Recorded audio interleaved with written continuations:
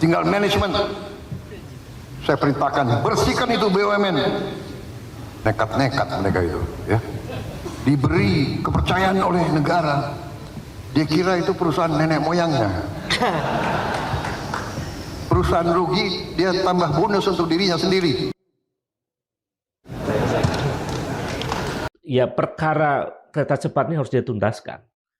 Kalau enggak ya, artinya kita punya kesimpulan yang sama bahwa antara murid dengan gurunya sama saja.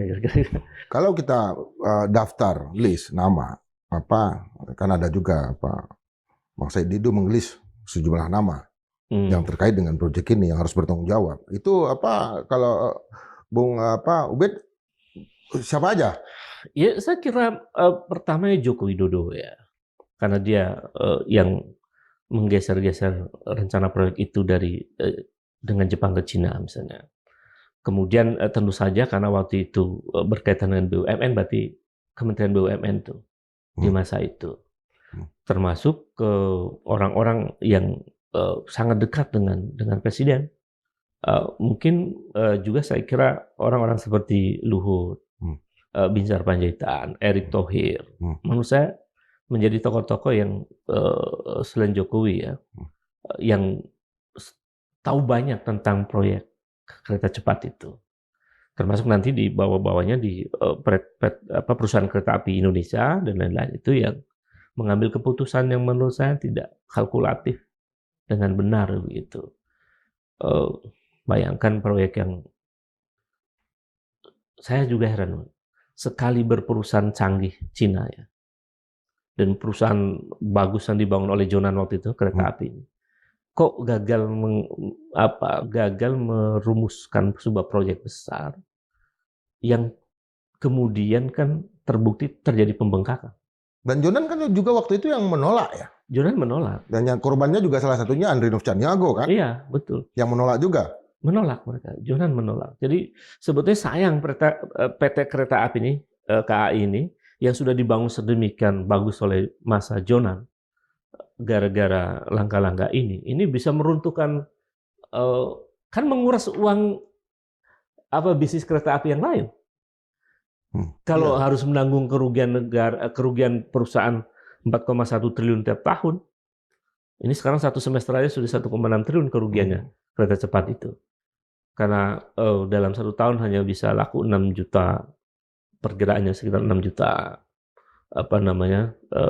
lembar karcis. Sementara kebutuhannya untuk mengelola kereta ini jauh lebih besar. Jadi kita mengalami kerugian sekitar 4,1 triliun dalam satu tahun itu. Jadi nggak visible sebetulnya proyek ini. Kerugian 1,6 dalam satu semester. Dalam 1,5 semester ini itu akibat apa? Biaya operasional? Kalau itu kan pertama karena kita membangun kereta cepat ini dengan utang. Oke.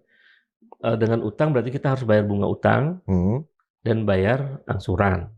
Satu. Kemudian yang kedua, biaya operasional itu kalau tidak salah ya nanti bisa dicek. Itu angkanya triliunan. Biaya operasional per tahun itu. Semua ya, dari perawatan, dari macam-macam lah untuk biaya kereta cepat itu. Sementara pendapatannya nggak nyampe gitu. Iya. Nggak nyampe target. Sehingga kita mengalami kerugian sekitar 4,1 triliun dalam satu tahun itu. Jadi karena ini biaya besar ya. Biaya besar kereta cepat itu yang membuat kemudian makanya para ilmuwan transportasi pada waktu itu, kalau saya lihat sisi kebijakannya ya, mengatakan bahwa ini proyek rugi, nggak visible. Termasuk Pak Jonan menolak ya, dan termasuk Andrianov ya, saya dengar juga sempat menolak dan lain pada waktu itu. Itu karena nggak rasional, kita rugi. Gitu. Bagaimana kita merasa gagah bangun kereta cepat itu, tapi sementara membuat perusahaan-perusahaan negara itu bangkrut nanti. Itu nggak visible, makanya ditolak. Yang visible itu sebetulnya kalau mau kereta cepat sekaligus Jakarta Surabaya misalnya, jarak yang jauh dan itu orang pasti banyak yang juga akan membeli kereta itu. Jadi saya kira itu ya, Bung Indra, orang-orang bertanggung jawab dari kebijakan ini perlu dimintai keadilan di situ atau dimintai pertanggungjawabannya karena menjadi beban negara dan ya harus mencari solusi terbaik dari perkara ini. Artinya ada proses hukum untuk mengadili Jokowi. Ya saya kira pemimpin itu atau presiden bisa diadili karena kebijakannya yang merugikan negara, karena merugikan rakyat banyak, misalnya.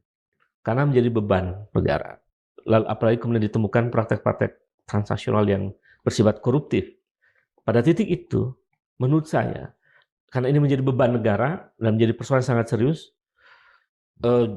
mungkin Joko Widodo layak untuk diadili dalam perkara ini, termasuk perkara-perkara lainnya, ya, yang sekian banyak praktek korupsi yang merajalela di masa pemerintahannya. Bagaimana prosesnya, proses hukumnya? Saya kira mulai dari perkara-perkara yang sudah dilaporkan masyarakat kepada KPK, termasuk yang laporan yang kami sampaikan ke KPK. Proses hukum dilihat dari situ sebetulnya. Tinggal dipanggil mereka, mantan presiden ini dipanggil oleh KPK misalnya, dimintai keterangan, termasuk anak-anaknya, menantunya, dan lain-lain. Menurut saya dari situ, kalau kita mau negara ini beradab kan pakai proses hukum yang benar. Kalau kemudian merasa bahwa dia nggak bersalah, ya buktikan di pengadilan. Saya kira prosesnya semacam itu dan kita mesti belajar dari negara lain yang lebih maju dalam soal penegakan hukum. Indeks penegakan hukum kita hanya 0,53, Bu. Jadi merah gitu rapornya. Kita mesti belajar dari Korea Selatan dalam soal pengadilan untuk mantan presiden. Korea Selatan terlalu banyak presidennya masuk penjara. Tapi itu poin yang sangat penting buat negara Korea Selatan menjadi maju. Karena ada kepercayaan internasional bahwa supremasi hukum di Korea Selatan jalan. Sementara di kita, ketika elit kekuasaan sudah berakhir dan ternyata banyak dosa-dosa politik dan hukumnya, tapi tidak pernah diadili, menurut saya itu bencana besar buat negeri ini, akan terus berlanjut.